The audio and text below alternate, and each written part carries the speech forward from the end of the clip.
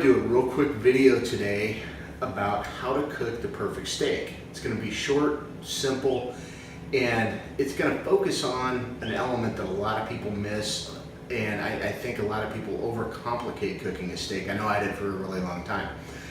Anyway, so you get a frozen steak from us. The first thing you're going to want to do if you want to eat it right away and it's frozen is thaw it. The best way to thaw a steak quickly is in a pan of cool water. Okay, don't use the microwave. All right, so now that we've got our steaks thawed, we're going to season them before we put them on the grill.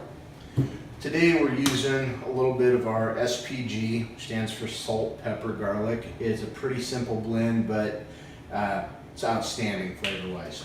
So when you season a steak, you always, you can season them afterwards with a finishing type seasoning or whatever, but generally season the steak prior to cooking, and if you have time to let it set and let the seasoning kind of marinate in a little bit, that's not a bad idea. But really all you want to do is just cover the steak, get enough seasoning on there to accent the natural flavor of the awesome Nebraska Star beef.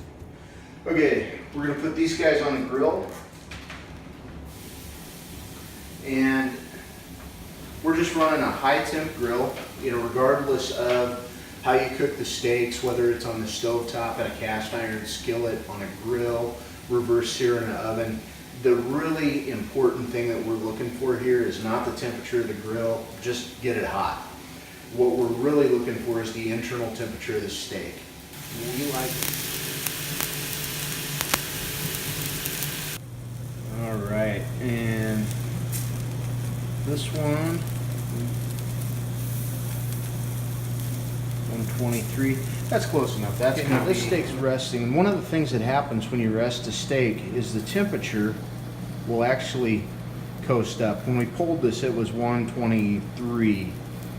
But as the temperature of the steak equalizes, the internal temperature of the steak is going to keep rising to a point. So now, resting steaks is a pretty common thing. I think most people have probably heard of that. The logic behind it is to give the muscle fibers that make up the steak a chance to relax from having been on that very hot grill. It also lets the temperature equalize throughout the steak, and it will make the steak more tender. As far as how long to rest, 5 minutes is usually enough. 10 is usually not too long. And this is a Wagyu sirloin. Should be an awfully good steak. These are the two favorite cuts around the office, the Wagyu sirloin and a all-natural Angus 12-ounce strip. These are the go-to steaks here. If you haven't tried them, you should. So when it comes to cooking the perfect steak, there's a lot of old wives' tales. There's a lot of great equipment. There's a lot of things you can spend big money on. The most critical tool to cook a perfect steak is right here, digital thermometer. This flip tip, I've used this one for years. I like it. I like it a lot, frankly.